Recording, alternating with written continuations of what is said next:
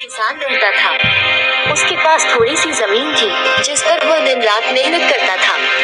रामू का परिवार साधारण था। उसकी पत्नी और 2 बच्चे थे।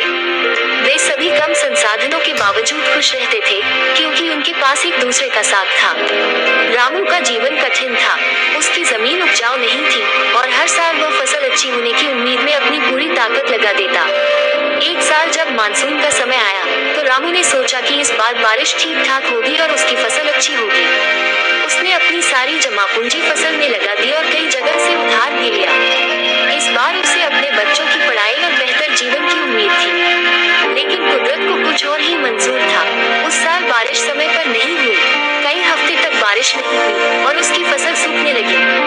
रामू ने हर संभव प्रयास किया। उसने गांव के पुजारी से भी प्रार्थना करवाई और खुद भी हर दिन भगवान से प्रार्थना करता रहा कि एक बार बारिश हो जाए। लेकिन मौसम ने उसकी एक न सुनी। फसल पूरी तरह बर्बाद हो गई। रामू का दिल टूट गया। उसके ऊपर कर्ज का बोझ भी था। कर्ज देने वाले लोग एक एक करके उसके घर आने लगे और उसे धमकाने लगे कि अगर वह पैसा नहीं चुकाएगा तो उसकी जमीन और घर को नीलाम कर दिया जाएगा। रामू और उसका परिवार भय और निराशा में डूब गया। अब रामू के सामने कोई रास्ता नहीं था।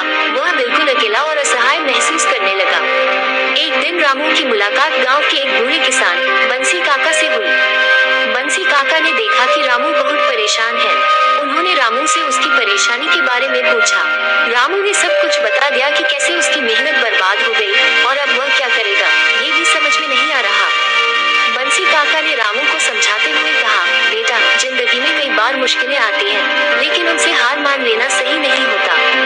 अगर परंपरागत खेती में तुम्हें नुकसान हो रहा है तो क्यों न कुछ नया करने की कोशिश करो। उन्होंने सुझाव दिया कि वह सब्जियों की खेती करे जो कम पानी में भी उगाई जा सकती है।